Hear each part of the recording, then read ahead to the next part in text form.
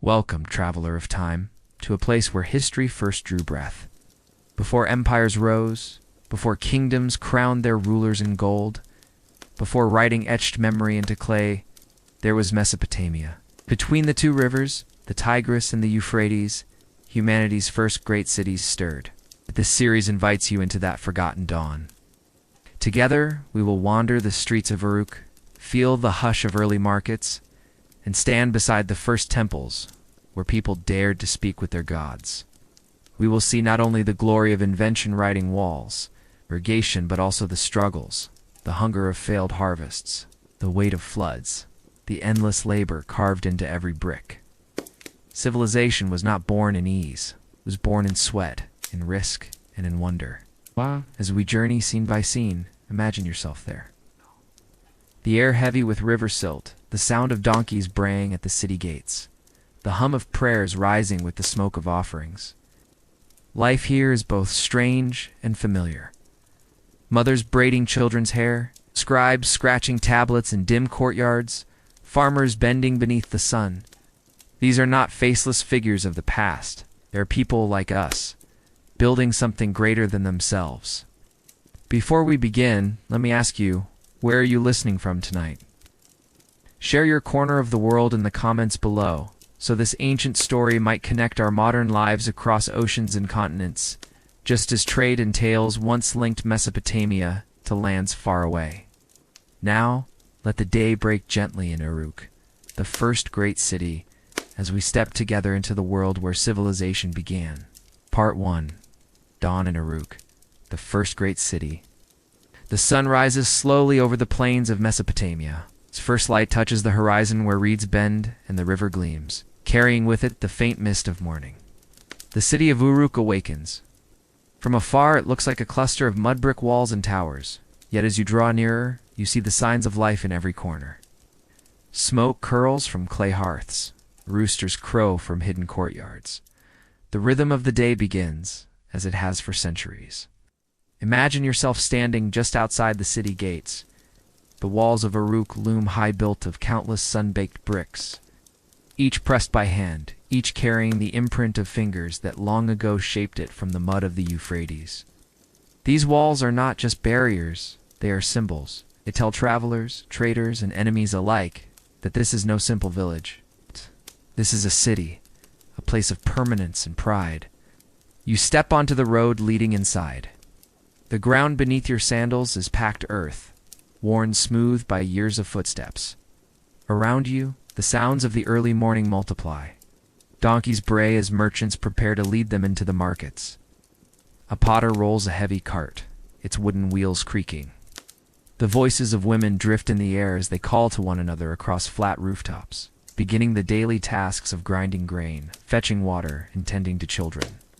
The air carries many scents: the sweet smoke of dung-fueled fires, the sharp tang of wet clay, the earthy fragrance of barley husks drying in courtyards, faint sweetness, to the smell of dates stored in baskets. Together, these scents form the perfume of daily life in Uruk. As you walk further into the city, you notice how narrow the streets are. Houses press close to one another, built of the same mud brick that forms the walls. Their flat roofs are used as extra rooms, as storage, as places to sleep on warm nights. Families rise early, and you hear the scraping of querns as women grind grain into flour. The steady rhythm of stone against stone echoes through alleys, a heartbeat of the city itself. Children, sleepy-eyed, emerge into the light. Some chase chickens. Others carry jars to fetch water from nearby wells. Their laughter mixes with the morning calls of vendors who are already arranging goods in reed baskets. Fish caught from the river, onions, figs, and herbs tied in bundles. The city is not yet loud, but it is alive. Every corner hums with preparation. In the heart of Uruk rises something larger than all these homes. The ziggurat towers above the city, a mountain made by human hands. Layer upon layer of mud brick rises upward, each tier slightly smaller than the one below. At its summit, hidden in the morning haze, lies a temple dedicated to Inanna, goddess of love and war, queen of heaven. Even now, priests begin their climb up the long stairways, carrying offerings of bread, beer, and incense. From every street, from every doorway, you can glimpse the ziggurat. It is the axis of the city, the place where heaven and earth are thought to meet. Pause here for a moment. Imagine how it feels to live beneath this shadow every day. For the citizens of Uruk, the ziggurat is not just a building, it is reassurance and burden alike. It promises divine protection, yet it also demands obedience. Its very bricks whisper that the gods are watching. The sun climbs higher, and with it, the city's pulse quickens. Scribes gather in shaded courtyards, their styluses sharp, ready to press wedge-shaped marks into wet clay. They record barley rations, debts, temple offerings. The sound of stylus on clay is soft but steady, like the scratching of countless pens across time. Few can read these marks, but for those who can, they carry power. The power to preserve memory, to fix agreements, to give permanence to fleeting words. Nearby, craftsmen open their workshops. The ring of metal on metal comes from a smith shaping bronze. The slap of wet clay echoes from a potter's wheel. Each craftsman adds to the lifeblood of Uruk, creating objects both useful and beautiful. Jars to hold beer, beads of lapis lazuli, tools of bronze, carvings of stone. Their work fills the markets, which now grow busier by the moment. Step with me into the market square. Here the air is filled with noise and color. Merchants from distant lands spread goods upon matskopper from the mountains. Timber floated downriver, shells from the Gulf. Local farmers bring baskets of grain, melons, and onions. Women haggle for prices, their voices firm yet patient. A shepherd pushes his way through the crowd with a flock of bleating goats. The sound is overwhelming, yet beneath it runs a harmony, the rhythm of exchange of human connection. In the shade of the market, storytellers gather. One begins to chant of Gilgamesh, king of Uruk, mighty yet restless. His voice rises above the crowd, weaving words of heroism and longing. Children pause their games to listen. Adults, busy with trade, tilt their heads for a moment, catching fragments of the tale. Already, even in this dawn of cities, people hunger for stories to give meaning to their lives. The morning deepens into midday. The sun grows fierce and shadows shrink. Life in Uruk slows for a while. Merchants seek shade. Families retreat indoors to eat bread with onions, to sip beer, brewed thick and sweet. You sit for a moment in a quiet courtyard, where a fig tree spreads dappled light. You hear the faint rush of water in a nearby canal, the lifeline of the city. Without these canals, Uruk could not exist. They'd bring water to fields, they'd feed the markets, they'd sustain the people. Every drop is both gift and labor, for canals must be dug, cleaned, and defended. The city survives because people bend themselves to the rhythm of water. As the heat softens in the afternoon, work begins again. Farmers drive donkeys loaded with reeds into the city. Builders repair walls, adding new bricks where rains have worn them down. Priests emerge once more from the temple, their robes stained with incense smoke. Children chase each other through alleys, their laughter rising into the warm air. The day in Uruk is long, yet it flows with a steady rhythm work. Trade, prayer, rest. You feel it not as urgency, but as continuity, as if each moment connects seamlessly to the next. Just as each brick of the ziggurat rests upon the one below, as the sun begins to set, the city glows in hues of amber. The walls catch the light, the ziggurat stands tall, and the market's quiet once more. Families gather on rooftops to share evening meals. Torches are lit along main streets. The day draws to a close, but Uruk remains alive, its heartbeat steady, its presence eternal. For now, rest in the fading light. You have seen the dawn of a city, walked its streets, and listened to its people. Tomorrow will bring more labor, more prayer, more stories. But tonight, Uruk rests beneath the stars, as it has for thousands of years. Part 2. The Farmers and the Floodplains.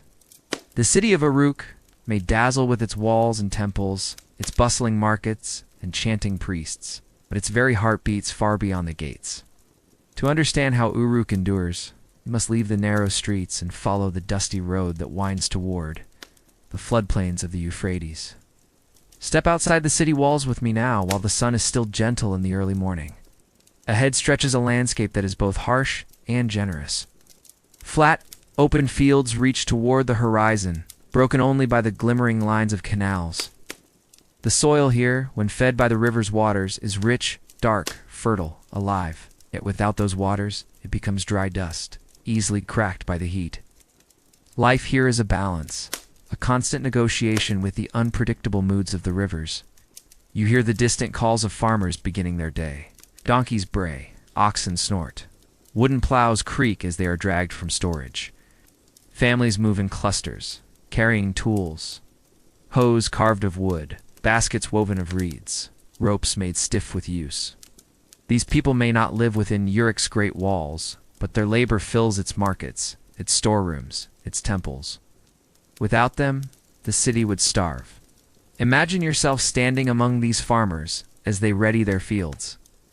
The ground is damp from the last flooding, and a faint scent of wet clay rises with each step. The river has withdrawn, leaving behind a gift of silt, heavy with nutrients.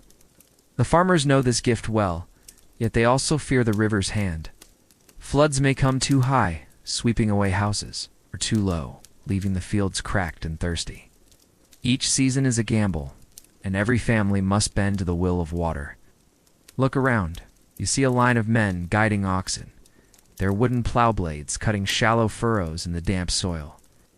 The oxen move slowly, their breath steaming in the morning air. The farmers call softly, urging them forward, step by step. Behind them, another group scatters barley seeds by hand. The grains fall into the furrows with a quiet patter, disappearing into the earth that will soon cradle them. Women follow, dragging simple rakes of wood to cover the seeds with soil. It is a practiced dance, one they have repeated every season, every year, for as long as memory runs. The rhythm of work continues without pause.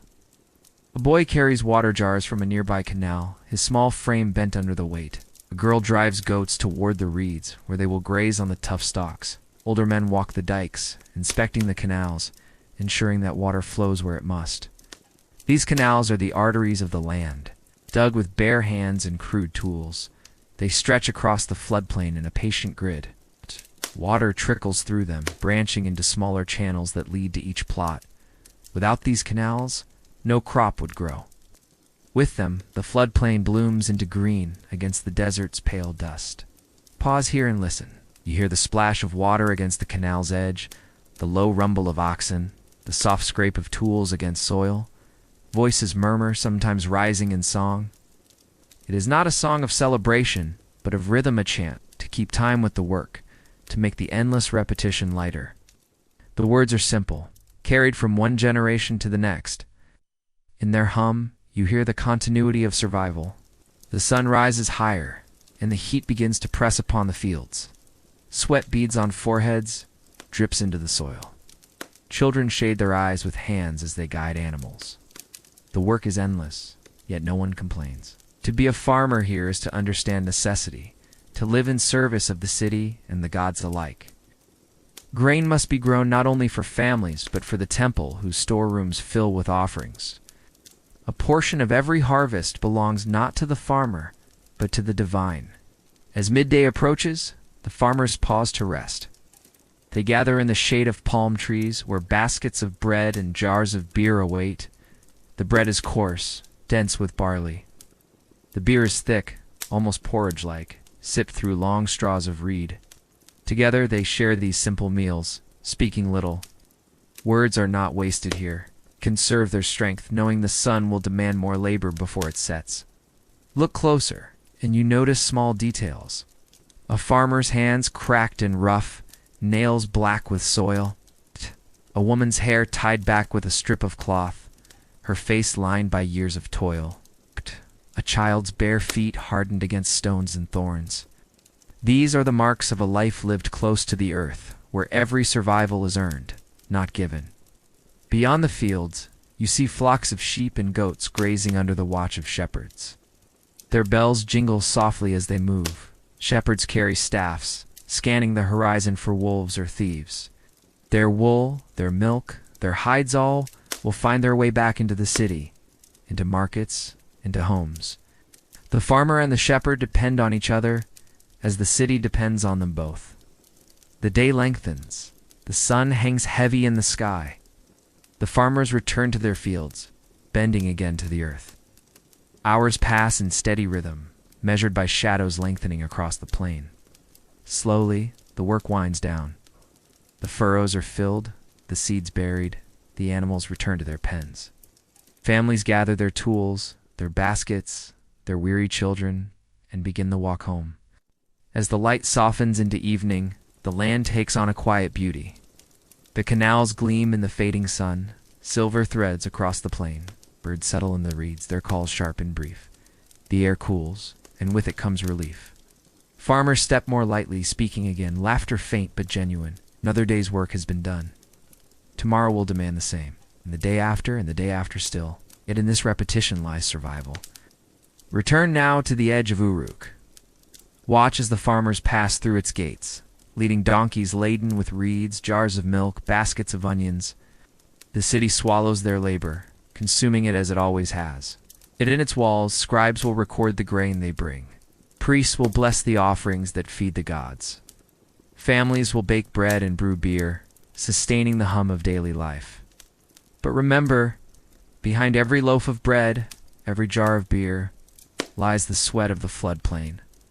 The hands of farmers who bend endlessly to the soil. Pause here and reflect on this truth. The greatness of Uruk, and of every city to come, rests not only in walls or temples, but in the quiet endurance of its farmers. They are the unseen foundation, their lives woven into the rhythm of rivers and seasons. And so the day closes, the fields fall into shadow, and the first stars prick the sky. The canals whisper softly in the dark. The city sleeps, but the earth remembers. Tomorrow, the cycle will begin again. Part 3. Temples and Ziggurats. The city of Uruk rises from the plain like no other. From afar, its walls and houses might blend with the earth itself, sun-dried bricks sharing the color of dust. But as you draw closer, one structure dominates the skyline: the temple. It rises above roofs and courtyards, its tiers climbing skyward, a bridge of mud brick between earth and heaven. To the people of Mesopotamia, it is not simply a building. It is the dwelling place of the gods, the axis of life, the anchor that holds the city to both the soil and the stars. Walk with me now, through the narrow streets where merchants and children still bustle, until the alleys widen and you stand before the sacred precinct. A hush seems to settle here. The air smells faintly of incense, resin burned to carry prayers upward. Walls surround the temple complex, guarding it not as a fortress, but as a sanctuary. Step inside. The heart of the complex lies the ziggurat, vast and steady, its layers rising one upon another in giant steps. Its surface is of baked brick, each one carefully set, glazed in places with colors that catch the sunlight. White, blue, sometimes golden. The higher you look, the more the structure seems to dissolve into sky. It is not smooth like a pyramid. It is a stairway, a mountain made by hands, meant to lift human offerings closer to divine ears. At its base are smaller chapels, storerooms, and courtyards. Priests move quietly between them, their robes sweeping the ground. You see them tending fires, preparing sacrifices, recording grain deliveries on clay tablets. Temples are not only for prayer, they are centers of administration, wealth, and power. The gods must be honored, yes, but their priests must also feed the city, guide its rulers, and enforce its order. The temple is as much a palace of men as it is a house of gods. Let us step closer to the ziggurat itself. At the foot of the staircase, wide enough for a procession, worshippers gather. Some kneel in the dust, hands raised. Others bring offerings, baskets of dates, clay jars of oil, flocks of bleeding goats tugging at ropes. The air is alive with sound, chants rising, animals restless, the murmurs of prayer. You hear the steady rhythm of drums from within, marking the solemn pace of ritual. Imagine the climb up the great staircase. Each step is worn smooth by countless feet. The air shifts as you rise, wind brushing against your skin, carrying the smell of baked brick warmed by the sun. Higher still, the sounds of the city soften into a distant hum. What once seemed imposing from below now becomes a vantage over all things: the fields, the canals, the houses, the very horizon. From here, Uruk is revealed as a living pattern, pulsing outward from the sacred core. At the summit lies the temple's inner shrine, small compared to the base below, but more powerful in meaning. Here the god is thought to reside, not as a mere symbol, but as a living presence. Within stands a statue of the deity carved of wood, overlaid with gold, eyes inlaid with shining stone. Servants treat it as though it breathes, bathing it, clothing it in fine fabric, feeding it daily meals of bread and beer. To the Mesopotamian mind, the god is not distant. The god is here, within these walls, watching, judging, requiring care. Step into this inner sanctum for a moment. The space is dim, lit only by flickering lamps. The scent of cedar smoke hangs heavy. Priests move softly, whispering invocations. Their words are ancient, repeated so often they become less sound than vibration, a hum that seems to rise from the bricks themselves. This is not a place for the many. Only the chosen may enter, bearing the city's voice into the divine ear. Now, step back, outside once more, into the wider courtyard. You see people bringing sacrifices to altars. A goat is led forward, its eyes wide, its bleat sharp. Priest raises a blade, quick and practiced. The animal falls, its blood caught in bowls, poured as offering. For us such sights may be unsettling, but for them it is necessity. The gods give life through the rivers, the rains, the crops. Blood and food returned our payment, reminders that men remember their debt. Around the temple, life hums with industry. Scribes sit cross-legged with clay tablets, marking tallies of grain brought from the floodplains. Storerooms are filled with baskets, amphory wool, hides all offerings, redirected into the temple's vast economy. Craftsmen labor here too, fashioning jewelry for the god statues, repairing ritual vessels, brewing sacred beer. The temple is both a divine house and a human workshop. As the day stretches on, processions come and go. Sometimes it is a small line of villagers, their baskets light. Sometimes it is the king himself, draped in embroidered robes, surrounded by guards and musicians. He enters not as ruler, but as servant of the god. For in Mesopotamia, kingship is divine stewardship. The king governs because the gods allow it. His authority is only as strong as his obedience to the temple. Pause and listen. A choir begins its hymn. Men and women stand in rows, their voices blending into a rising wave. The notes climb the walls, echo between the terraces, and drift upward into the open sky. In this moment, you feel the purpose of the ziggurat's height. Sound carries here, prayer carries, rising toward realms unseen. The building itself becomes a ladder of voices, a tether between the dust of men and the fire of gods. As dusk falls, torches are lit along the terraces. Their flames dance in the twilight, and shadows ripple against the brick. The evening ritual begins. Priests ascend once more, carrying lamps and bowls of incense. The crowd quiets, waiting. At the highest level, a bell is struck, its tone deep and resonant. Silence follows. Then, slowly, chants begin again, softer now, almost lullabies for the gods themselves. Step back and look upon the temple from the edge of the city. Against the darkening sky, the ziggurat glows with firelight. It stands as a mountain among plains, steady, immovable, eternal. Why? For the farmers, it is hope that their labor feeds not only their families, but the gods who control water and sun. For rulers, it is the stage upon which their power is blessed and justified. For the priests, it is their charge, their burden, their bridge to forces beyond comprehension. And for us, wandering through these ancient streets, it is a reminder. The first cities did not rise merely on stone and trade. They rose upon belief, upon the shared conviction that the gods must be honored, must be housed, must be close. Without that belief, there would be no Uruk, no Sumer, no civilization. So the night deepens, the chants fade, and the torches flicker against brick. The god sleeps in his chamber, the people sleep in their homes, and the city breathes in rhythm with its temple. Tomorrow the fields will call, the markets will open, the canals will flow.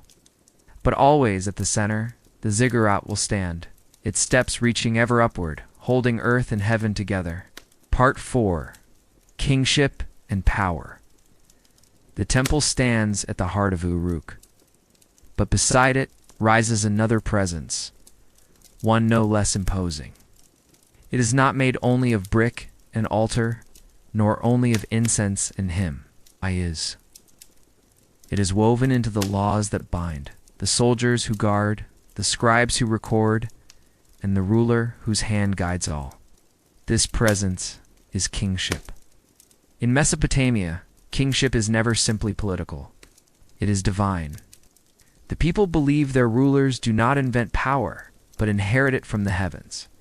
Authority descends like rain upon the floodplains, nourishing the city with law and order. Without it, chaos would creep back, as surely as the wild waters of the Tigris and Euphrates would drown fields if left untamed. Step now into the palace. Its walls do not reach as high as the ziggurat, for no mortal dares rival the home of the gods. But they spread wide, enclosing courtyards, chambers, and halls that bustle with activity. Guards stand at the gates, spears in hand, eyes sharp. Within, scribes hurry with tablets pressed against their chests. Officials argue over tallies, and envoys wait with gifts from other lands. The palace is less sacred than the temple, yet no less central. If the temple feeds the gods, the palace directs men. Walk deeper into the courtyard, where the king sits enthroned. His seat is high, carved with images of lions and bulls, symbols of strength and divine favor. Behind him, banners ripple with emblems of the city. Before him, a line of petitioners forms. Merchants with disputes, farmers seeking protection, generals returning from campaigns. Each bows low, pressing foreheads to the ground. They know that before them sits not just a man, but a chosen steward of the divine order. Listen now to the voice of the king as he speaks. His words are measured, deliberate. When he rules, he echoes justice said to come from the gods themselves. Behind him, scribes record each command onto wet clay, sealing his voice into permanence. Later, these tablets will be dried, stored, and remembered. In this way, law becomes more than speech. It becomes memory, binding both king and people to the same truth. Beyond the throne, the palace stretches into storerooms and barracks. Here soldiers polish bronze weapons, shields glinting in lamplight. These men are the arms of the king's will. For kingship is not only ceremony, it is power, and power must be defended. Raiders from mountains and deserts press always at the edges of fertile lands. Without strong arms, the city's walls would crumble. Without soldiers, the king's word would be no more than breath. Step now into another hall, darker, quieter. Here are kept the treasures of tribute. Lapis lazuli from far-off mines, cedar wood, floated down from distant mountains, ivory, silver, and fine textiles. These goods flow to the palace not only from Uruk's hinterlands, but from beyond gifts, payments, tokens of submission. For kingship is never content within its walls, stretches outward, gathering wealth like rivers gather streams, pulling the labor of many lands into one throne. Yet kingship is not only about strength and tribute, it is also ritual. When festivals come, the king leads the city in procession. He does not appear as a distant figure, but as priest and servant offering to the gods alongside his people. His robes may be rich, his crown adorned, but his words in prayer are humble. The people see this, and they are reminded. Their ruler kneels as they kneel. The gods are above all, and the king's greatness flows from his obedience. Still, within the private chambers of the palace, the burdens of kingship weigh heavy.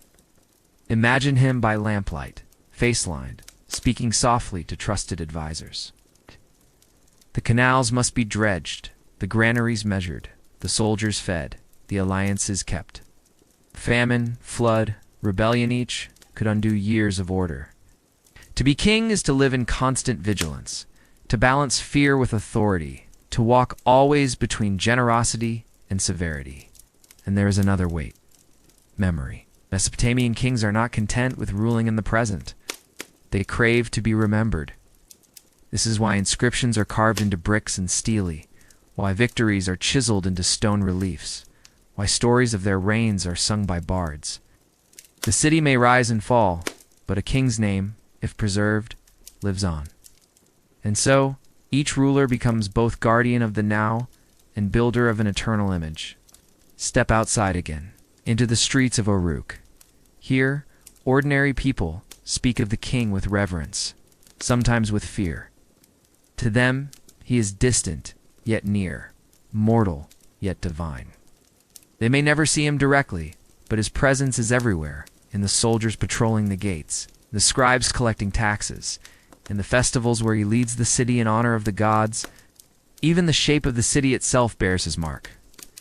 4 kings' order: walls to be built, canals to be cut, temples to be restored. When you walk in Uruk, you walk in the shadow of kingship. And yet kingship is never without challenge. Beneath the awe lies an unspoken truth. Power is fragile. People expect protection, prosperity, and justice. Should famine strike? Should enemies breach the walls? Should injustice grow too heavy? Whispers will spread. A king's divine right is only as secure as the order he maintains. In Mesopotamia, rebellion and rivalry are as old as loyalty. The throne is high, but it is never steady. Now let us turn to the stories that people tell. One of the most famous is that of Gilgamesh, a king of Uruk remembered not just as ruler but as hero, as seeker of immortality. In his tale we glimpse the heart of kingship, the struggle between power and mortality, between pride and wisdom. Gilgamesh builds walls, fights beasts, and seeks eternal life. Yet his story ends not with triumph over death, but with acceptance of human limits. For all their power, kings are still mortal. Their works, their cities, their names, these are their attempts to defy time. Stand now once more before the palace gates at dusk. The guards light torches, their flames casting long shadows on brick walls. Within, the king retires, his court disperses, the scribes set aside their tablets. Outside, the city quiets. Farmers rest in their homes, merchants close their stalls, children sleep under red mats. The city breathes, steady and calm. And above it all, both temple and palace loom, twin pillars of belief and power. One calls to heaven, the other commands on earth. Together, they hold the city in balance. In Mesopotamia, kingship is not only ruled as rhythm, it is the steady drumbeat of law, the rising call of prayer, the clash of arms, the murmur of scribes, the roar of festivals. It binds the many into one, shaping chaos into order, wilderness into city, fleeting life into memory. And as the night deepens, you sense why the people believe kingship is divine. For in this fragile cradle of civilization, where floods and deserts press always near, order is salvation. Without it, there is only ruin. With it, even for a moment, there is greatness. Part 5. The Marketplace and Daily Trade. As dawn stretches its pale fingers over the rooftops of Uruk, another rhythm begins to stir, separate from the temple chants and the orders barked in the palace. It is the hum of exchange, the murmur of bargaining, the clatter of jars and baskets, the quiet weight of coins or measures of grain. This rhythm belongs to the marketplace. The marketplace is the heart of daily life for most of the city's people. While the ziggurat rises high as a mountain of bricks, and the palace commands awe with its courtyards, the market is where the threads of many lives intertwine.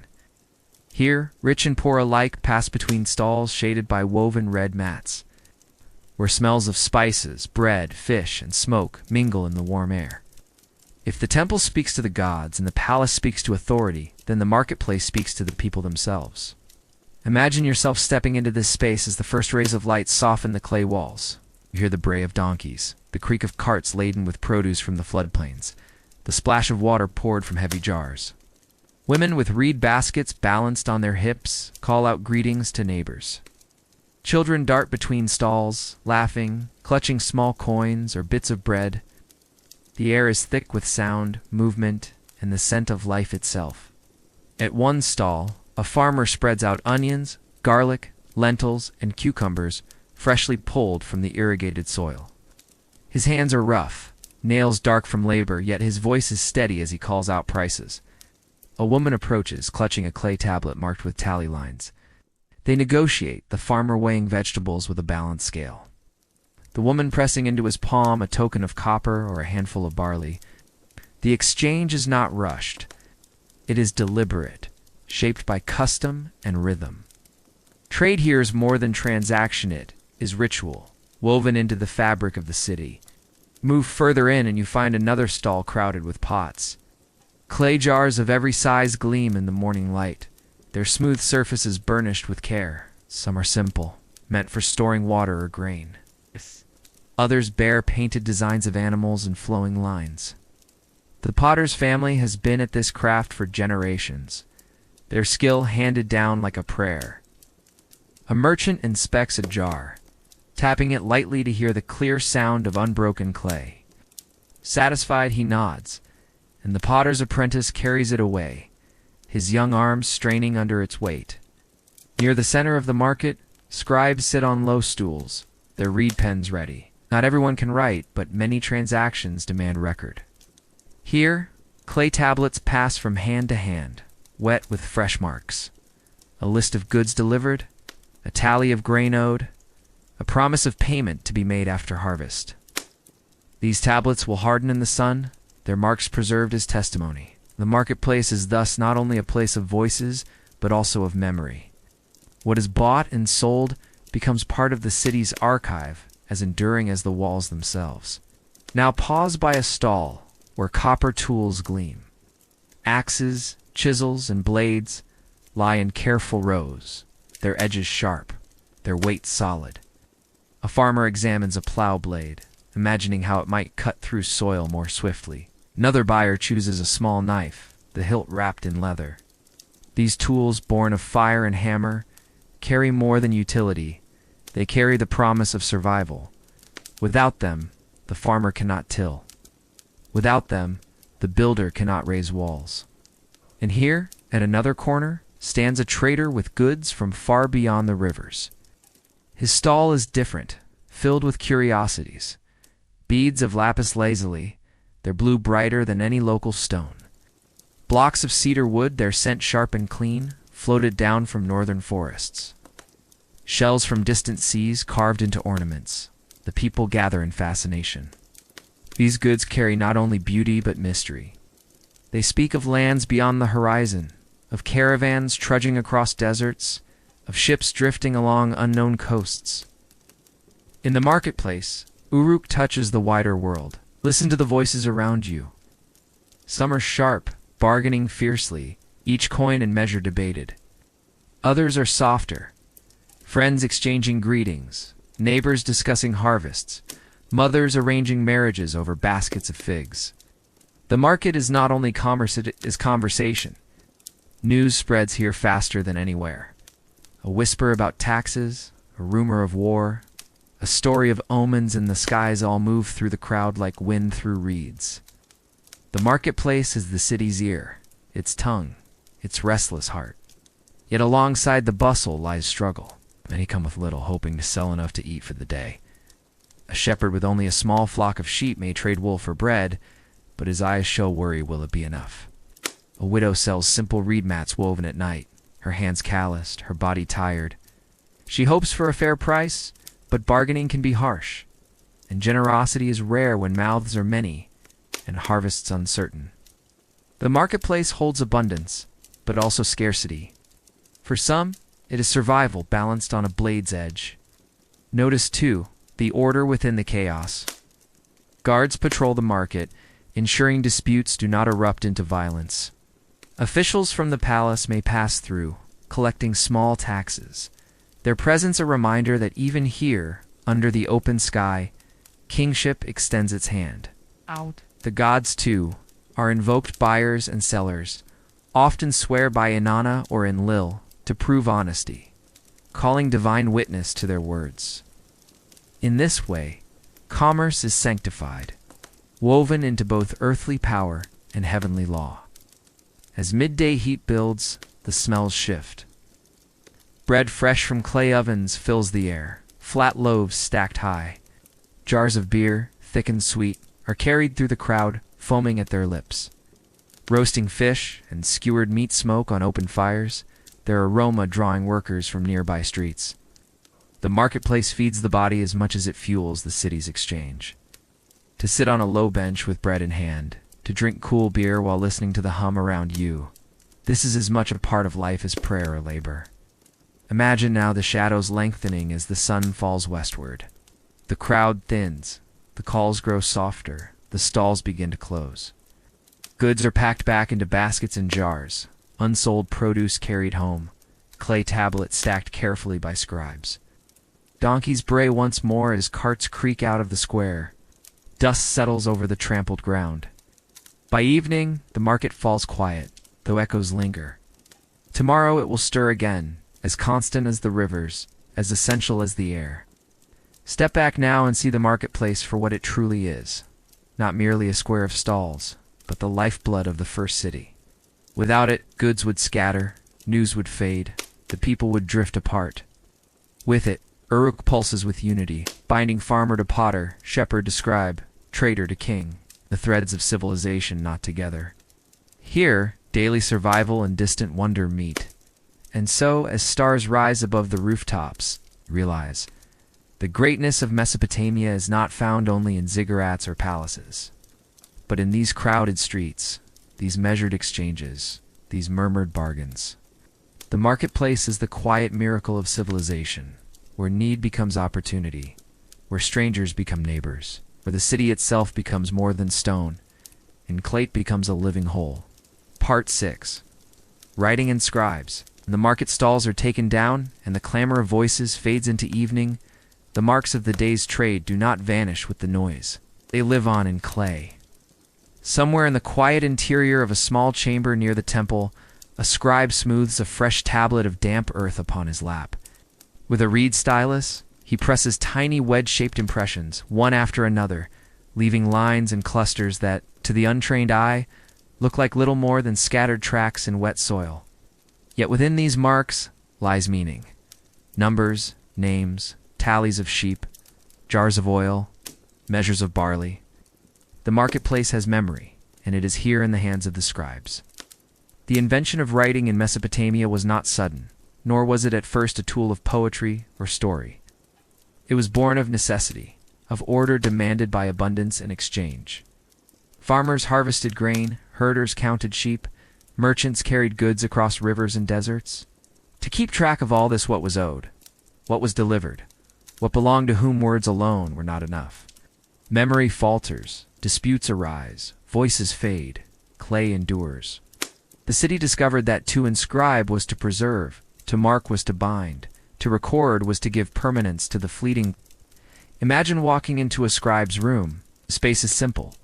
A low bench, a jar of water to soften clay, reed styluses cut to sharp points, and stacks of tablets left to dry in the sun. Some tablets are no larger than a man's palm, used for quick notes or receipts. Others are broad and heavy, covered in long columns of signs. Their surfaces are carefully arranged, with lines drawn to separate entries, symbols grouped in neat patterns.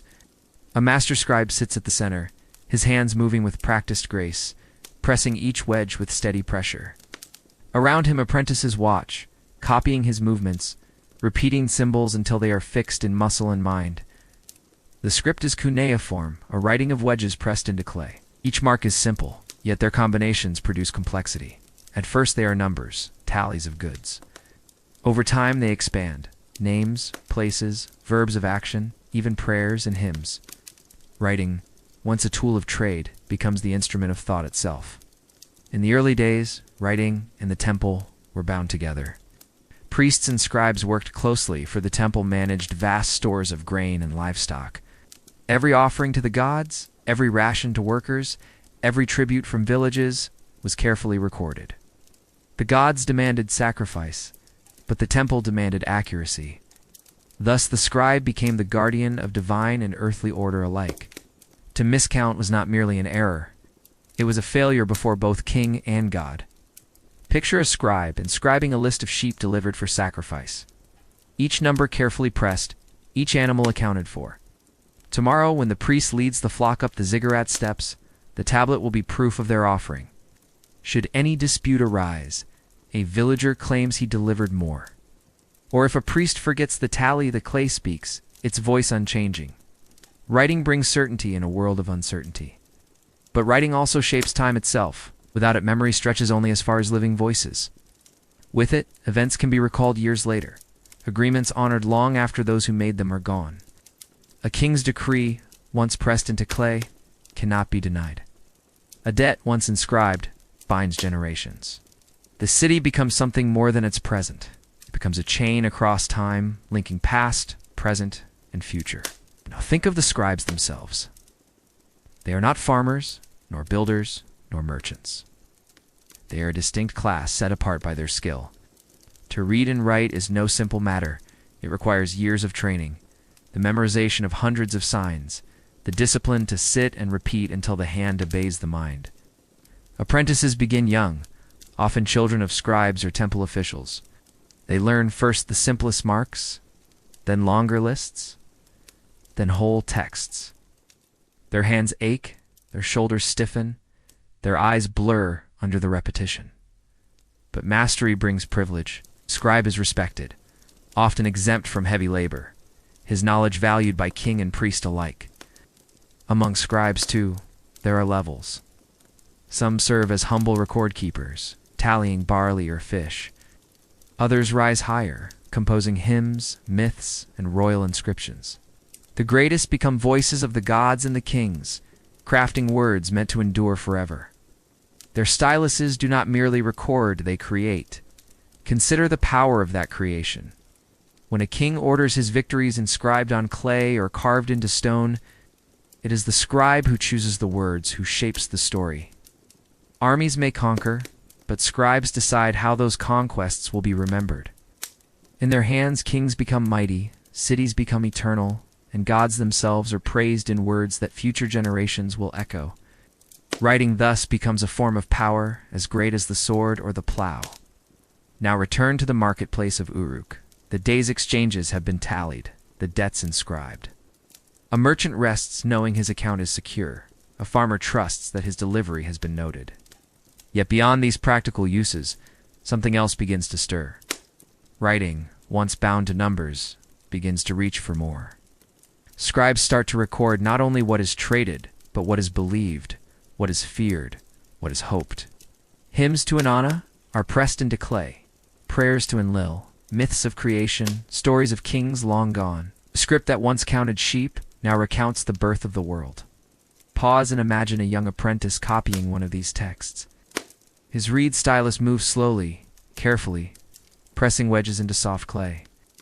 The story he copies tells of Gilgamesh, mighty king of Uruk, who seeks immortality. The boy does not yet understand the depth of the tale, but he feels its weight as he inscribes each word. He knows he is not merely copying symbols. He is joining a chain of memory, passing down voices from the past to the future. Writing, once born of necessity, now carries the dreams of a people. Think also of the clay itself. Humble earth scooped from the riverbank, shaped in the hand, becomes the vessel of civilization. Unlike papyrus or parchment, clay is not fragile, and fired, it endures for millennia. Long after walls crumble and voices fall silent, the tablets remain. They wait, buried beneath the dust, to be found centuries later by other hands. And when those future hands brush away the soil, the voices of scribes return, speaking across time. Writing gives to humanity what nothing else can: permanence. Yet the life of a scribe was not only noble, it was also laborious, even confining. Day after day, seated on a low stool, pressing mark after mark. A scribe's world was small, his tools simple. Ow.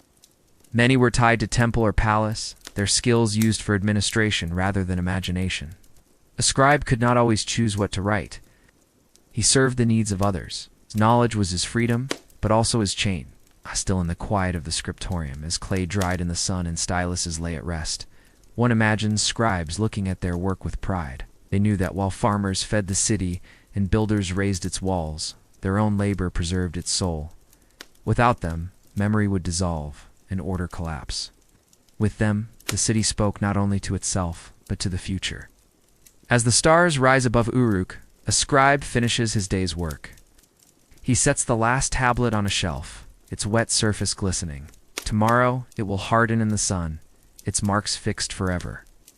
He washes the clay from his hands, his fingers cracked from hours of pressing. He looks at the rows of tablets stacked like bricks, each one holding voices, numbers, prayers. He knows that long after he is gone they will remain, and in this thought lies a quiet dignity. So we see that writing, born from the needs of farmers and traders, grew into something far greater. It became the foundation of record, the medium of myth, the voice of power, the bridge across time.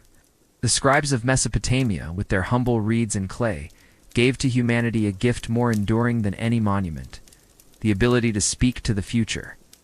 And thus from the dust of the riverbank and the patience of weary hands, civilization learned to remember itself. Part 7. Law, Justice, and Order. When scribes pressed their wedges into clay, they did more than preserve trade. Slowly, word by word, number by number, they laid the groundwork for something larger. The idea that human society could be guided by written rules, not merely by memory, power, or fear. From their clay tablets rose the beginnings of law, and from law emerged justice, fragile yet enduring, a framework upon which the first cities could stand. Picture a bustling morning in Uruk, or in later Babylon, where disputes arise as naturally as the sun. A farmer claims his neighbor diverted a canal, flooding his fields. A merchant insists that another owes him silver from a broken contract. A family quarrels over inheritance. In a city without law, these conflicts might dissolve into violence, resolved only by force or influence. But in the cradle of Mesopotamia, order begins to take shape in written words, decrees, judgments, and codes. The earliest laws were simple proclamations, carved or inscribed by kings to assert fairness. They were often tied to divine authority. A ruler would declare by the command of Shamash, God of justice, I establish these laws. To break them was not only to offend the city, but to offend the heavens. Law became sacred order, a reflection of cosmic balance brought down into daily life. Let us walk into a courtyard where a case is heard. A judge sits on a low bench, clay tablets stacked beside him, scribes ready with their styluses. The disputants stand before him, the farmer, the neighbor, perhaps a witness or two.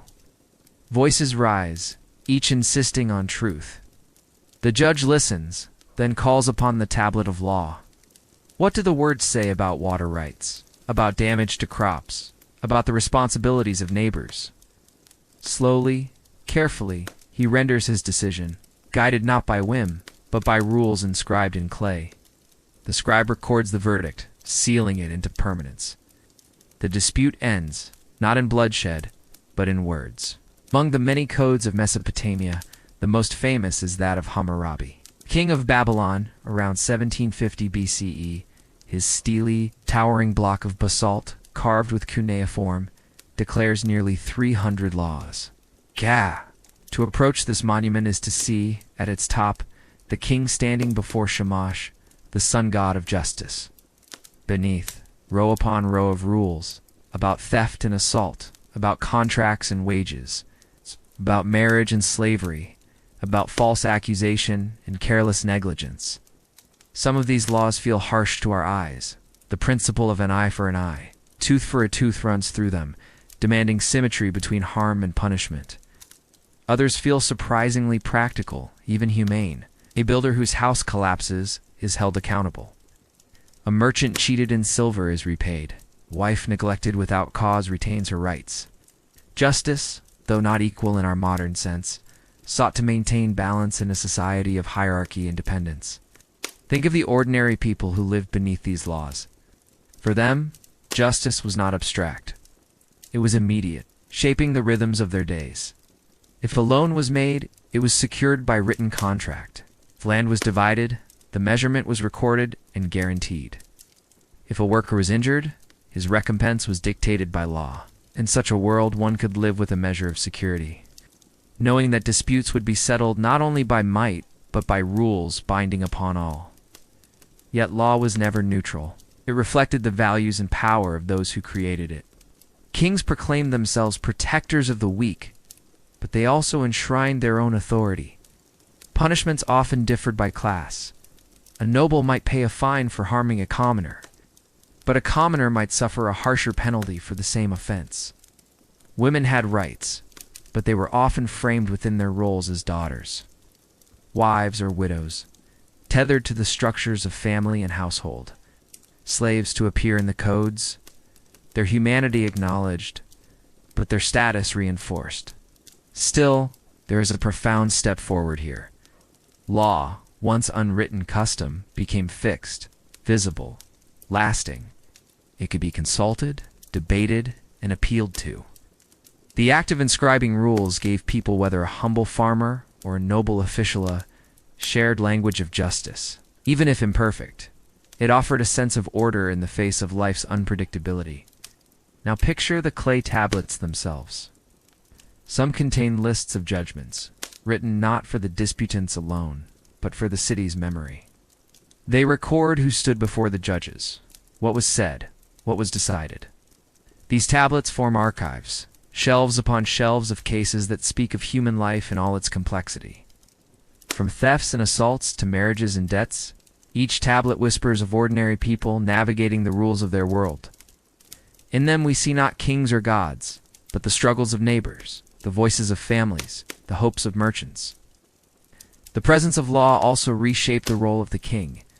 He was no longer only warrior and builder, but guarantor of justice. To rule meant not only to defend borders, but to ensure fairness within.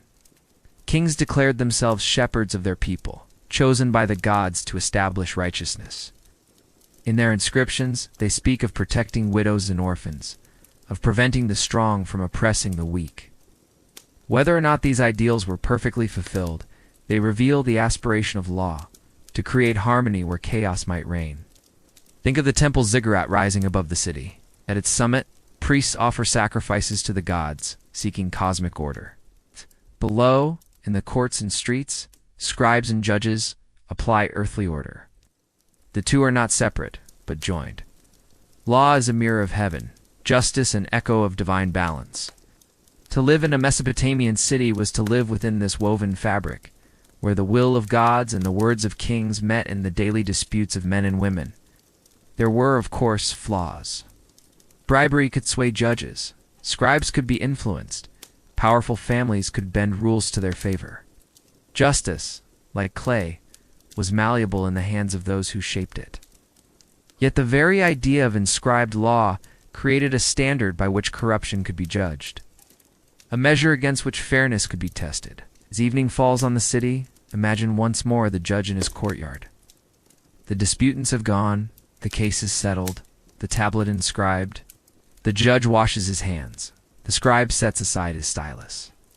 In the quiet, the weight of their work lingers. You know they are part of something larger than themselves. The effort to bind human life to rules, to create a space where order may prevail over chaos. And in this effort lies the true wonder of Mesopotamia's first cities. They were not only places of walls and markets, temples and palaces. They were places where humanity first sought to live together under law, where words on clay gave structure to justice, and where ordinary disputes became part of a universal story. The quest for fairness in a world of inequality, the search for order in the face of uncertainty. So when we think of the first cities, let us not only imagine their ziggurats and canals, their armies and markets. Let us also see the quiet power of their courts, the calm persistence of their scribes, the solemn authority of their judges. For it was here in these humble settings that humanity first learned to live not by custom alone, nor by force, but by the written word of law. Part 8. Families' Love and Daily Bonds. When the courtrooms grew quiet and the scribes set down their styluses, life in the first cities of Mesopotamia continued in another rhythm, the intimate, familiar pulse of families and households. For all the grandeur of ziggurats and the solemnity of laws, civilization was also built on humbler foundations, on mothers soothing children, on fathers arranging marriages, on siblings working fields together, and on households navigating both affection and duty.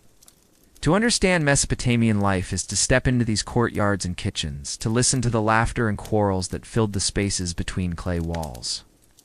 Picture a small house in Ur or in Uruk or in Babylon centuries later. The walls are of mud brick, baked hard under the relentless sun.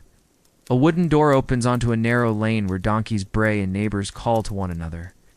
Inside, there is a central courtyard open to the sky where meals are prepared, laundry is washed, and children play. Around this court are small rooms, one for sleeping, another for storage, perhaps a raised platform where mats are laid at night. The family sleeps close together, bound not only by walls, but by necessity and care. The household was the center of life, more immediate than temple or palace. It included not just parents and children, but often grandparents, siblings, servants, and sometimes even distant kin. Each member carried duties. The father as provider and authority, the mother as manager of the household, the children as learners and helpers, the extended kin as additional hands in labor. Within these bonds, one finds the heart of Mesopotamian endurance. Ordinary people sustaining one another in a world that could be harsh and uncertain. Marriage formed one of the most important bonds, arranged with care, often negotiated between families. Clay tablets record contracts of marriage detailing dowries given, property exchanged, and obligations secured. These contracts remind us that love, in the sense of private romance, was not always the foundation of union. Marriage was also alliance, survival, the weaving of families into networks of mutual support. Yet, this is not to say affection did not exist. In poems and songs, we hear voices of lovers, tender and playful, longing and proud, my beloved. One poem sings, "Your beauty is sweet as honey." These verses found on clay prove that even amid formality, hearts stirred with desire and devotion. Children were treasured, though their survival was never guaranteed. The infant mortality rate was high, and so each child who grew was a gift, a thread in the fragile tapestry of lineage. Parents raised them with both affection and discipline, teaching them to work, to honor gods, and to respect law. A son might learn to plow or trade, a daughter to spin or manage a household. Education was not universal, but in households of scribes or officials. Boys and sometimes girls might be taught to read and write. Carrying forward the family standing through the mastery of cuneiform, daily bonds extended beyond kin to neighbors.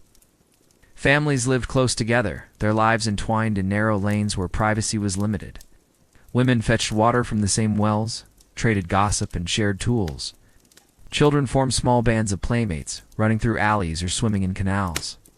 When harvest time came, households often worked side by side, joining efforts in planting or threshing. Festivals, too, brought families together, feasting in one another's courtyards, dancing in the streets, watching processions of gods carried from temples. Love in Mesopotamia was not only private, it was also public. Couples, families, and kinship groups defined social standing. To be without family was to be vulnerable, exposed to poverty or exploitation. Widowhood, for instance, was recognized by law, and widows retained certain rights to property, but life without the protection of a husband or sons could be precarious.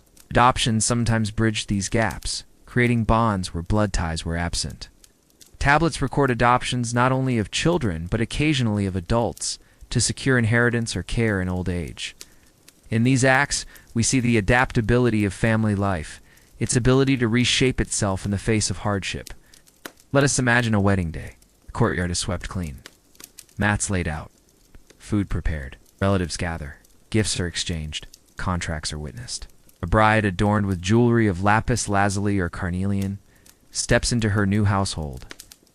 The groom, solemn yet proud, accepts her, along with the responsibilities inscribed in clay. There is feasting music from lyres, perhaps dancing. In that moment, two households are joined, not only for the joy of the day, but for the survival of the years to come. Beyond marriage, bonds of affection could take other forms. Friendships are harder to trace in the records, yet surely they existed. Among men who served in armies together, or among women who drew water side by side, kinship was always emphasized, but human hearts form ties wherever they find them. And so we can imagine circles of companionship and loyalty, unrecorded yet real. At night, when the city quieted, families gathered in their courtyards. Oil lamps flickered, casting soft light on faces weary from labor. Children drifted to sleep on mats, while elders told stories of gods and heroes, of floods and kings. These tales were not only entertainment, they were instruction, passing down values of courage, loyalty, and respect for the divine. The Epic of Gilgamesh, though a royal tale, likely echoed in many households, its themes of friendship, grief, and the search for meaning resonating far beyond palace walls. The bonds of family also extended into matters of justice. Many disputes recorded on tablets concern inheritance or marriage, showing how deeply law and family were intertwined. Brothers argued over division of land, sisters claimed dowries, widows petitioned for support. In each case, the court affirmed that family ties were not merely emotional, they were legal and economic, structuring the flow of property, responsibility, and duty. We must not forget the burdens carried within families. Hierarchies were clear. Fathers held authority. Wives and children were expected to obey. Punishments for disobedience could be severe, both at home and in law. Women's roles, though vital, were often confined to household and kinship, their autonomy limited by contracts and expectations. Children, too, faced strict discipline, their lives shaped by duty from a young age. Love was real, but it was love within boundaries, structured by the needs of survival and the weight of tradition. Yet even within these limits, tenderness shone through. A lullaby sung over a cradle, a father's pride in a son's first words. A mother's grief carved into clay when a child was lost, these revealed a humanity at the heart of the first cities. For all the laws and palaces, what endured were these small daily bonds, meals shared, hands held, voices raised in laughter or comfort. The household, then, was both haven and burden, place of care and place of duty. It was where humanity learned to live not only as individuals, but as kin, bound to one another in love and responsibility. Without these bonds, the city itself could not stand. For the city was not only walls and canals, it was a vast network of families, each sustaining the other, each carrying forward the fragile flame of life. As dawn rises again over the mud brick lanes, we hear once more the sounds of family life, children stirring awake, mothers grinding grain, fathers stepping out to fields or workshops. The city breathes through them. Civilization endures because they endure.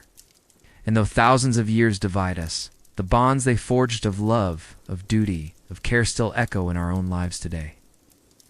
Part 9. Slaves and laborers. The unseen foundation of cities. Beneath the grandeur of Mesopotamia's cities, the towering ziggurats, the gleaming temples faced with fired brick, the bustling markets filled with barley, dates and copper lay a quieter, grimmer truth. These achievements did not rise from the will of kings alone. They stood upon the backs of those whose names were rarely written into tablets, whose stories seldom appeared in epic poems, the slaves and laborers, the hands that shaped civilization while rarely tasting its rewards.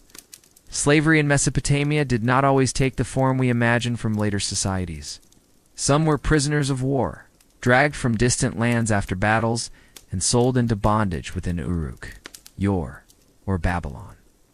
Others were debt slaves, ordinary citizens who, crushed by taxes or unable to repay a loan, pledged themselves or their families as collateral. Farmer who could not meet the demands of the temple granary might surrender his daughter as a household servant, or his son as a field worker. These forms of slavery blurred the line between freedom and servitude, making labor itself a currency of survival. Imagine a dawn not in the palace, but in the shadow of a city's outer wall, where the poorest lived in simple reed huts, pressed close to the mud-brick defenses. The air smells of damp clay, mixed with the sweat of beasts and men. A line of slaves shuffles forward, carrying heavy baskets of mud for brick-making. Their bodies are lean, their shoulders scarred from ropes and burdens. Overseers walk behind them, holding staves, not always striking, but always reminding. The rhythm of the city's growth depends on their endless trudging. In the fields beyond, gangs of laborers bend beneath the Mesopotamian sun. They irrigate canals, their feet sunk into muddy water as they dredge silt and repair embankments. Without their work, the river would reclaim the farmland, drowning crops or leaving the soil parched. The city's wealth, the barley rations that sustained its priests, the offerings placed before its gods, the beer poured at feasts, sprang from the sweat of these workers, whose backs bent like reeds under the strain. Inside the great houses of the elite, slaves performed domestic duties. A woman captured from the Zagros Mountains might grind grain into flour day after day, her hands rough and cracked. A young boy pledged as a debt slave might haul jars of water, fetch fuel for fires, or sweep courtyards long after the lamps had dimmed. Their voices were low, their laughter quiet, for they lived within walls that were not their own. Some masters treated slaves as part of the household, giving them food and shelter in exchange for their labor. Others were harsher, seeing them only as property recorded on clay tablets. To women.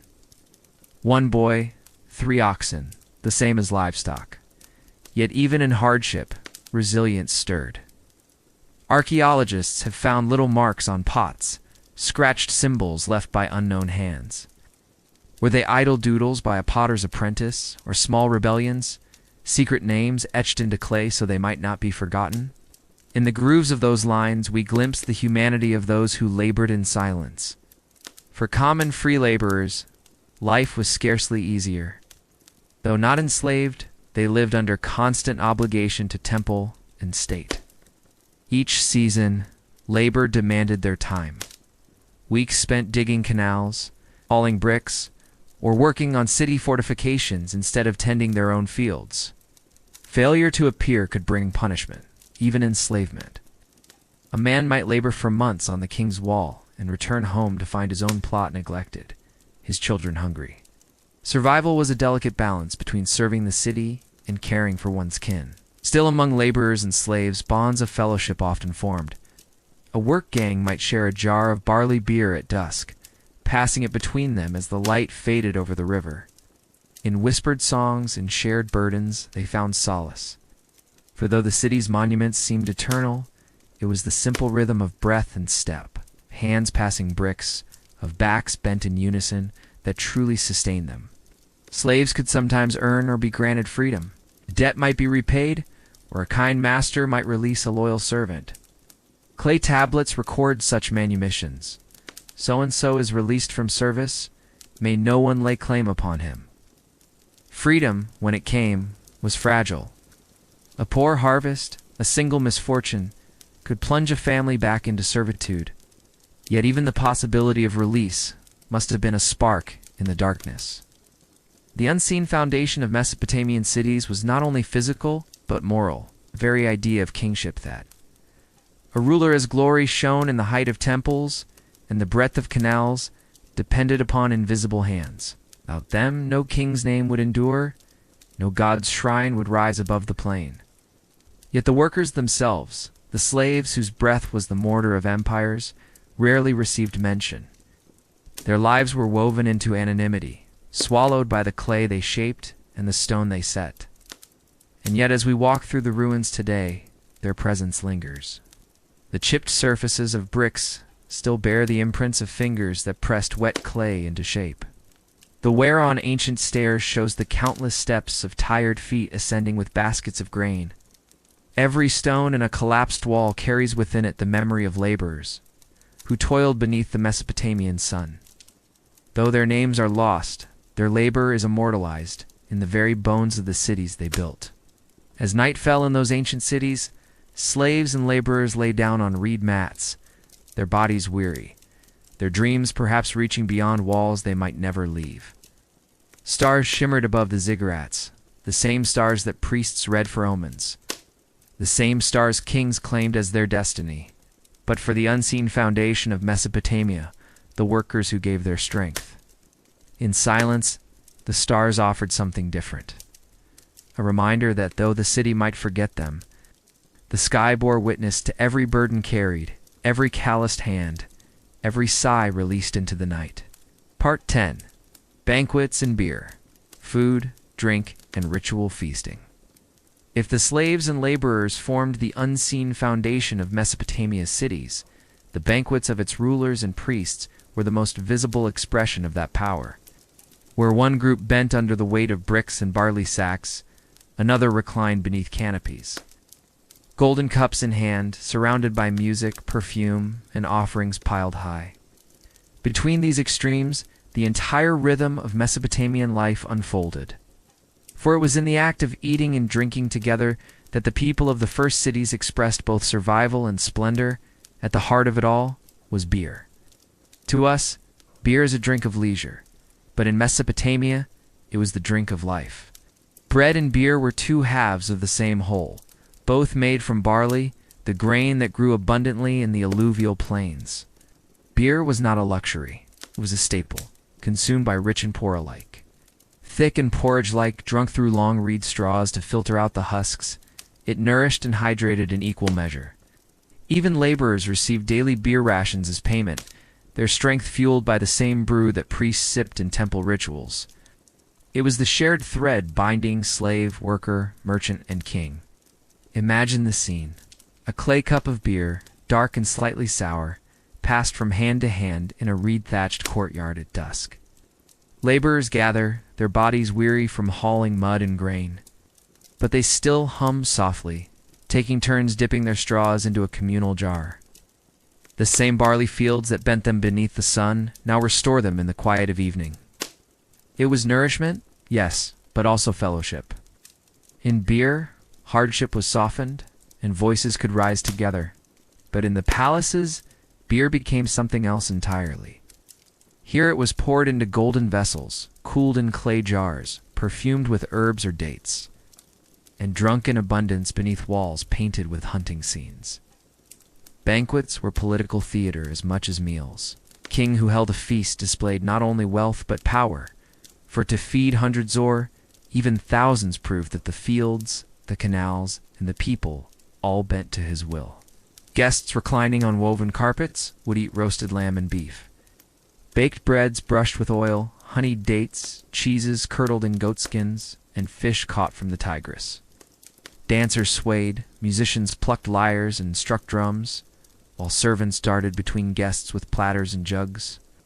Such banquets were not private pleasures, they were public acts of legitimacy. A king of your might inscribe on clay that he provided beer in great jars, bread in countless loaves, meat beyond measure, for the gods and the people alike. To feast was to prove that the gods favored his reign, that the land was abundant under his rule. Even the gods themselves were imagined to feast. Temple rituals laid out trays of food before statues, and priests recited prayers as if inviting the divine to sit among them. In a sense, the gods were always present at Mesopotamian tables, their invisible straws dipped into the jars of beer. Archaeology offers us glimpses of this culture of feasting. Banquet scenes carved into cylinder seals show men gathered around jars, straws in hand, reclining together. Excavations of royal tombs in your revealed vessels of silver and gold, their surfaces worn by lips that once drank deeply. Even the bones of oxen and sheep, scattered in layers, tell the story of meals that were as much about performance as consumption. To eat and drink in Mesopotamia was never just to nourish the body, was to participate in a cycle of community, hierarchy, and divine order. Yet banquets were not only for kings. Festivals tied to the agricultural cycle brought entire cities into moments of shared feasting. At the Akitu festival, held at the New Year in Babylon, offerings poured into the temple, and processions carried food through the streets. Ordinary citizens might not dine at the king's side, but they too ate better on such days. Their bellies filled with barley bread, their throats loosened by beer, the line between sacred and profane blurred. To celebrate the gods was to celebrate life itself. Fires burned, drums echoed, and laughter spilled into the night. For a moment, the burdens of survival lifted, and the city exhaled together. Beer, in this sense, was more than sustenance. It was memory. Clay tablets record rations not simply in grain, but in measures of beers. So many jars allotted to a worker, so many to a priest, so many to a slave. It was a system of accounting, a currency of labor, a marker of status. The more beer one could drink, the more one was seen to belong within the circle of abundance. At the same time, moderation was not the goal. Drinking deeply, feasting lavishly, demonstrated the fullness of the city's prosperity. To deny such bounty would have seemed almost a betrayal of the gods who provided it. Consider again the contrast. A laborer, given his daily ration of beer thick with husks, drinks in silence by his hut. A king, reclining in a hall of cedar beams, raises a jeweled goblet as musicians play. Yet beneath these differences the same substance binds them. The same barley grown by enslaved hands becomes both the ration of the poor and the ritual drink of the divine banquet. The field, the canal, the sun, the toil condensed into a jar of liquid that united the people of Mesopotamia across class and circumstance. Food, too, carried layers of meaning. A simple barley loaf, baked on hot stones, sustained countless families. Yet when stacked high in the temples, it became an offering, a visible sign of devotion. Meat, scarce for ordinary folk, was abundant at royal tables. To taste roasted lamb was to taste privilege, but also to participate in the power that such privilege represented. Honey, dates, fig sweetness was more than flavor. It was luxury. A reminder that civilization could coax delicacy from the harsh plains. Banquets also marked life's passages. Marriages, families exchanged food and drink to seal bonds. At funerals, offerings of bread and beer were placed with the dead, ensuring they would not hunger in the underworld. Every milestone was tied to food, every ritual seasoned with the taste of barley and the scent of beer.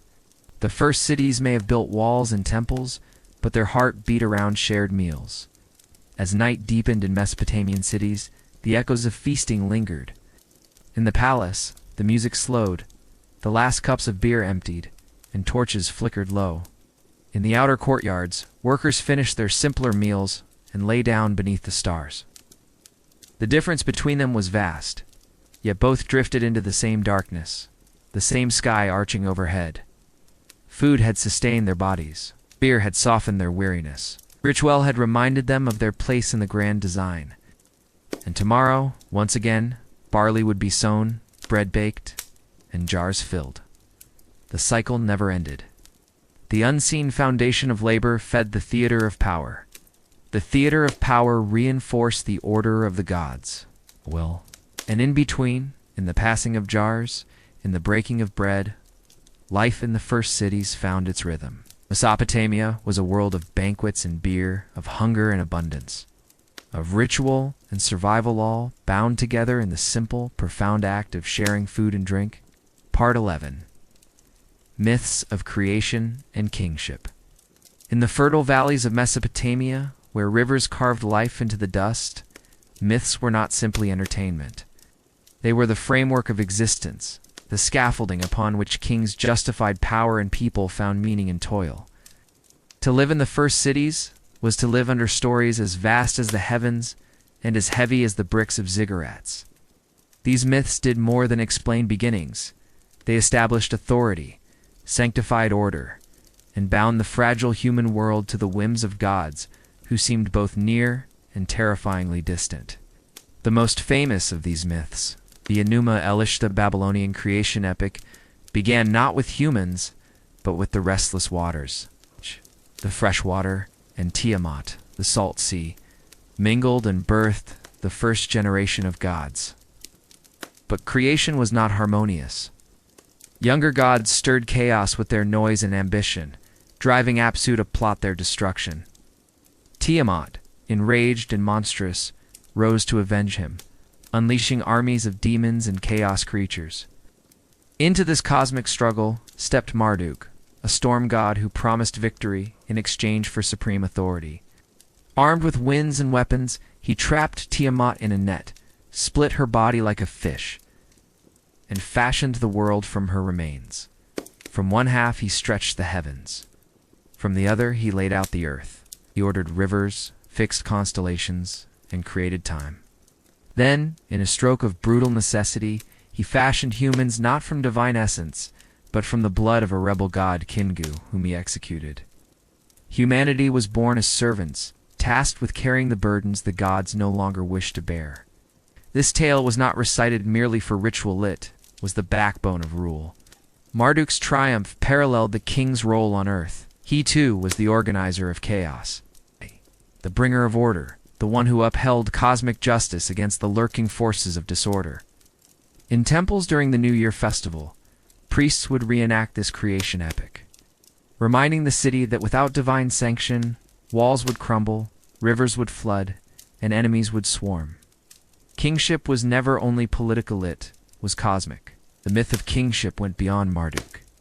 In Sumerian traditions, kings were often chosen by gods directly, their rule lowered from heaven. Lists of kings, inscribed on tablets, presented dynasties as extensions of divine will. When cities fell, scribes explained not with military defeats, but with phrases like the gods withdrew their favor.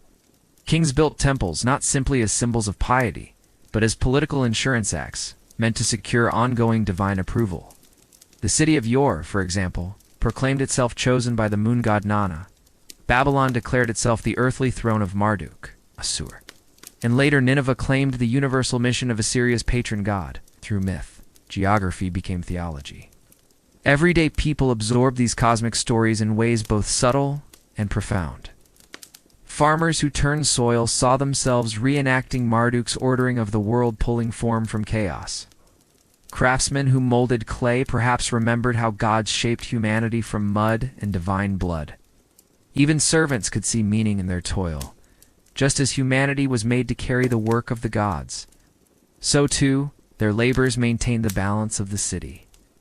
Myths normalized the hardships of existence, making suffering part of a divine plan. Another myth that shaped life was that of Inanna, or Ishtar, goddess of love, war, and political power. Her descent into the underworld was among the most haunting stories of Mesopotamia. Stripped naked at each gate, judged by her sister Ereshkigal, Inanna was struck down and left to hang like rotting meat on a hook. Her absence caused fertility to wither above the earth. Only through the intervention of other gods was she restored, yet at a terrible cost. Her lover Dumuzi was chosen as her substitute, dragged to the underworld in her place. His cyclical death and return became a metaphor for seasonal cycles, planting and harvest. Here, too, kingship was implicated. Rulers sometimes performed sacred marriages with priestesses of Inanna to embody this myth, claiming divine partnership and fertility for their land. To question the king's authority was to question the cosmic cycle itself. The binding of people to gods through myth was also seen in rituals of kingship, renewal. During the Akitu festival in Babylon, the king would undergo a strikingly humbling ceremony. He was stripped of regalia, slapped by the high priest, and forced to confess his failures before Marduk's statue. Only after the god's approval could he reclaim crown and scepter. Power was not his alone. It was a fragile gift, granted conditionally, dependent on divine blessing.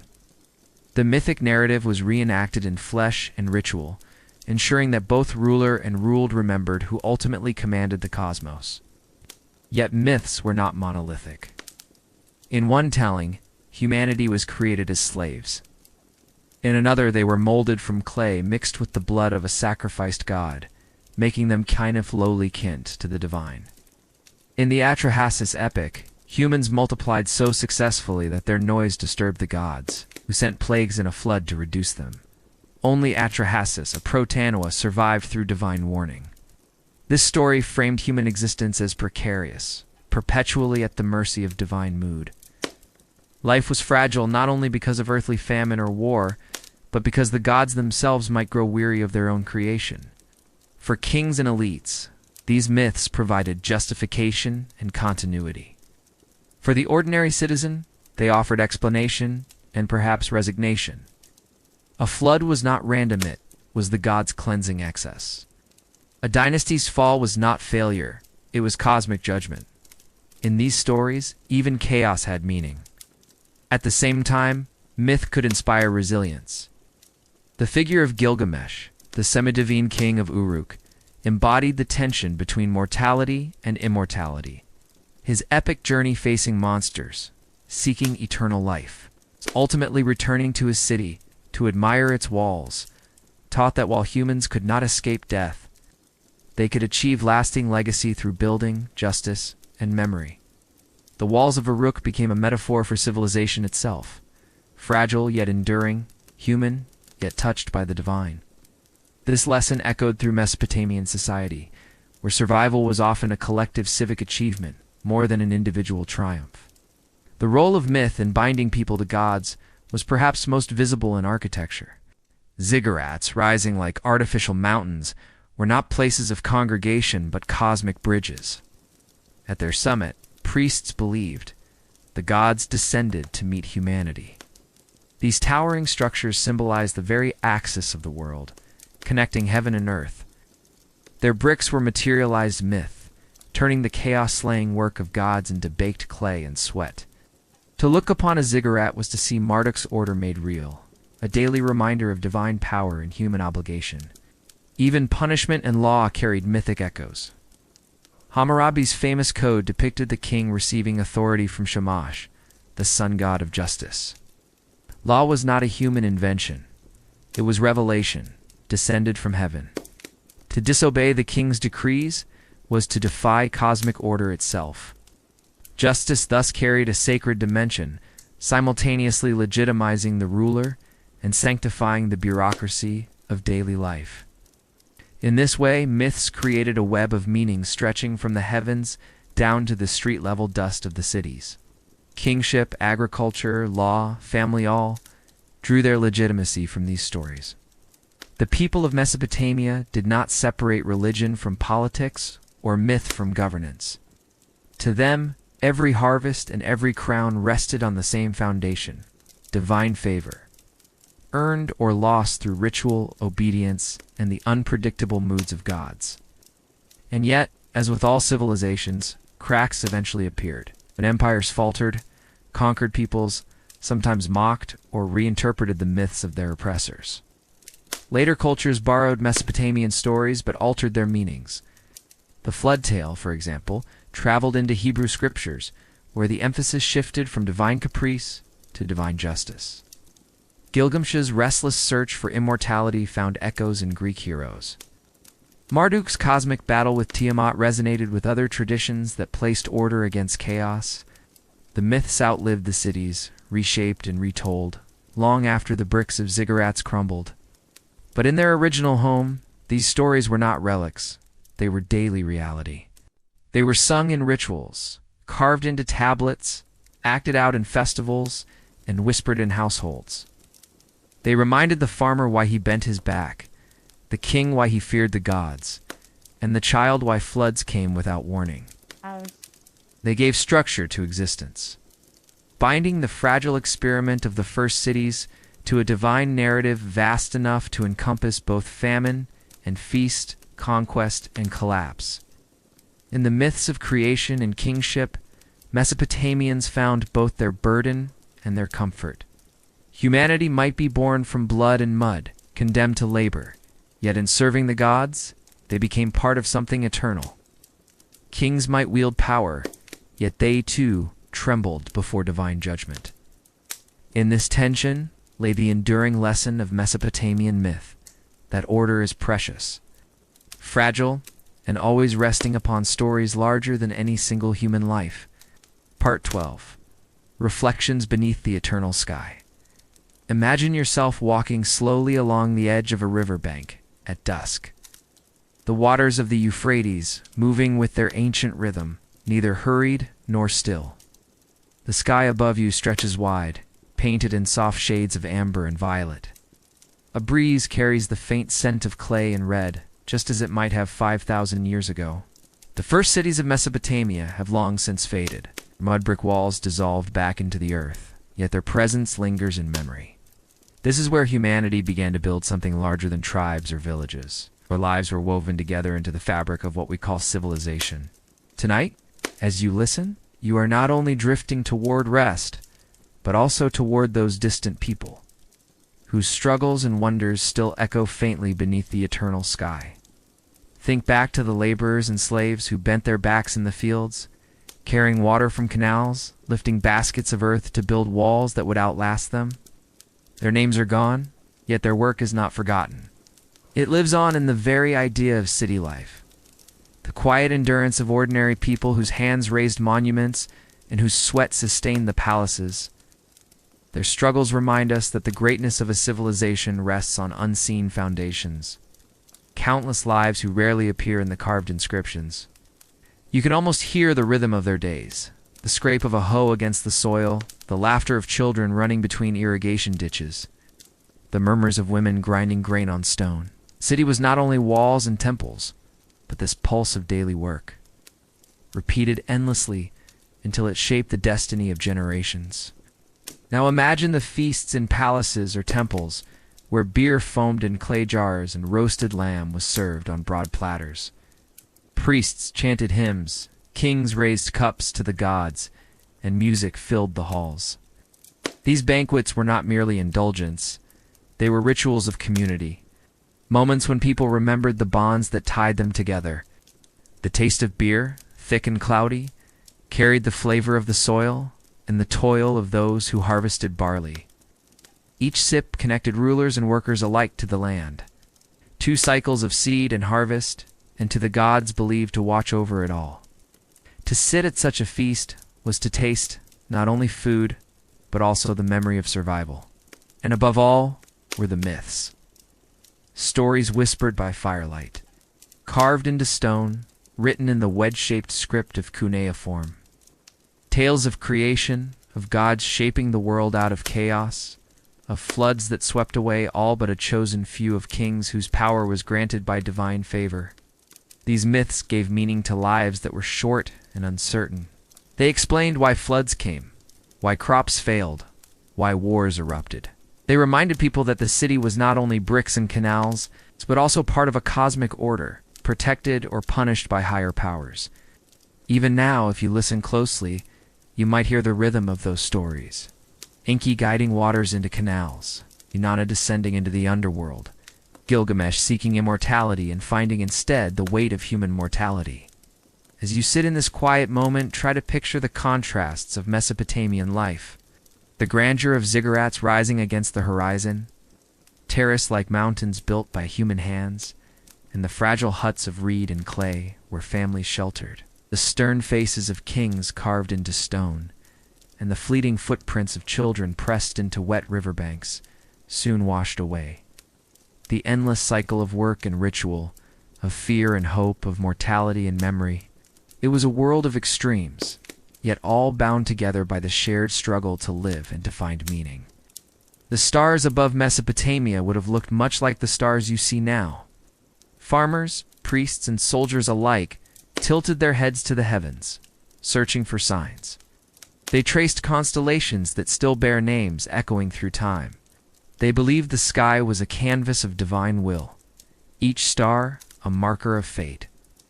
And perhaps in those quiet hours when work was done and fires dimmed, they too sat in silence, wondering at the same eternal mystery you may feel now. The sense that life is brief, but the sky endures. What remains of Mesopotamia today are fragments, broken tablets, crumbling walls, faded carvings. Yet in those fragments we glimpse the beginnings of so much that shapes our lives. The first written words, the first laws, the first attempts to balance power and faith, labor and reward, suffering and celebration. We owe to them not monuments alone, but the very patterns of thought and society that still guide us. To walk in their memory is to walk at the root of civilization itself. So let this final reflection be a gentle reminder. Beneath the eternal sky lives rise and fall like the waters of the river. Each generation builds hopes, fears, and dreams, and each in turn becomes part of the soil for those who follow. The people of Mesopotamia are gone, but they are not lost. They live in every word written, every law followed, every city built, every story told. And tonight, as you rest, you carry them quietly within you. Imagine again the river, flowing quietly beneath the stars. The night deepens, and with it the silence of forgotten centuries. You are still in Mesopotamia, but now it is no longer a place of bustling streets and crowded markets. Instead, it is a memory, a scattering of walls crumbled into dust, a few tablets pressed with signs no one around can read, and the faint trace of canals now filled with sand. The voices of the people are gone, yet their presence lingers, like a faint fragrance carried on the wind. In this epilogue, let us remain here a while longer, reflecting gently on what it meant to be human in the first cities, and what remains of them within us. Think of the clay. It was the material of life in Mesopotamia. From clay, people shaped their houses, their vessels, their tablets. Clay was soft when wet, hard when baked, durable enough to survive millennia. If you could walk among the ruins today, you might find fragments of clay bearing the marks of hands pressed long ago.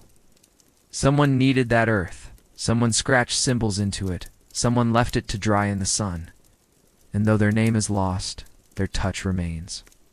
Imagine holding such a fragment in your hand, still cool with the memory of the riverbed. In its texture is the quiet story of how humanity first sought permanence in a fragile world.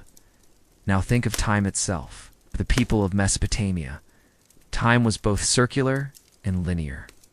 The seasons turned in endless repetition, flood and planting, harvest and rest. Yet kings inscribed their reigns in sequence year after year, each ruler seeking to carve his place into history. To live in those first cities was to balance both patterns, the circle of survival and the line of ambition. Perhaps you too feel this balance in your own life, the daily rhythms that repeat endlessly, and the quiet sense of moving forward into the unknown. Mesopotamia reminds us that both are part of being human. Picture again the myths softly spoken under starlight.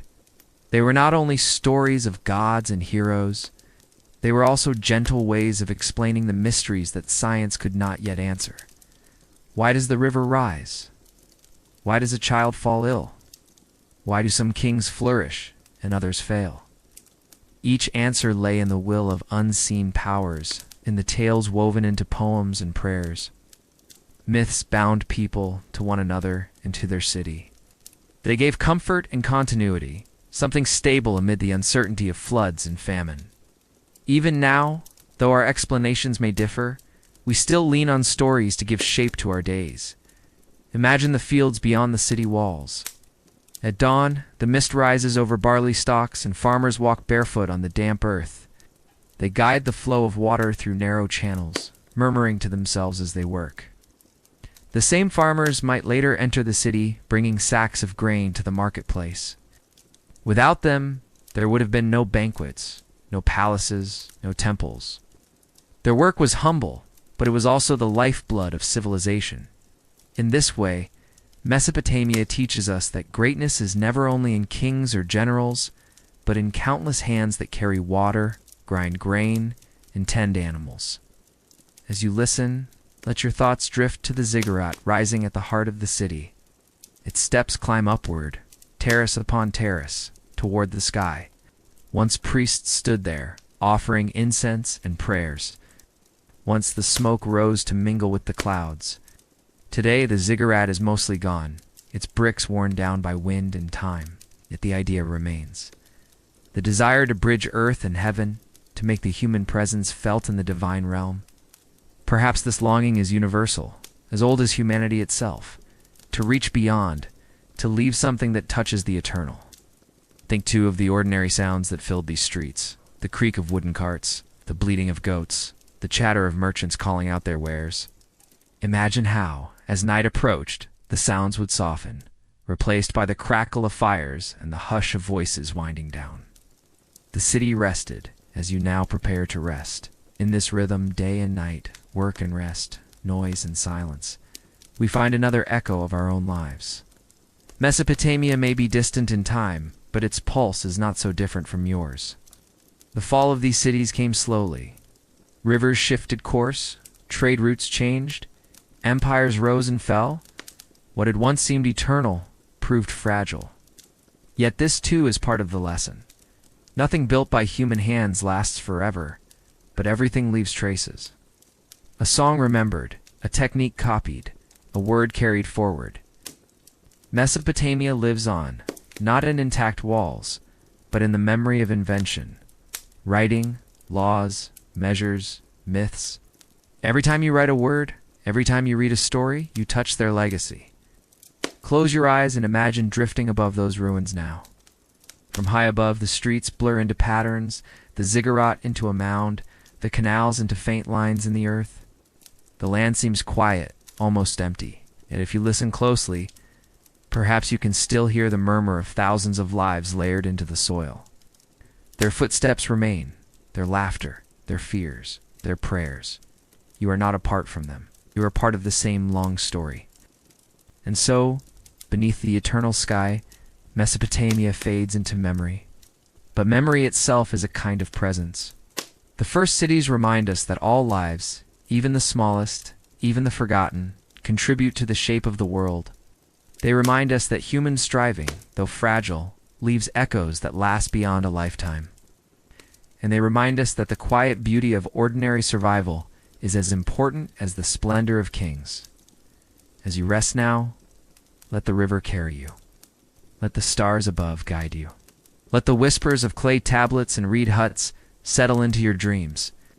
Civilization began here, and though the cities are gone, their spirit flows onward, like water beneath the sky.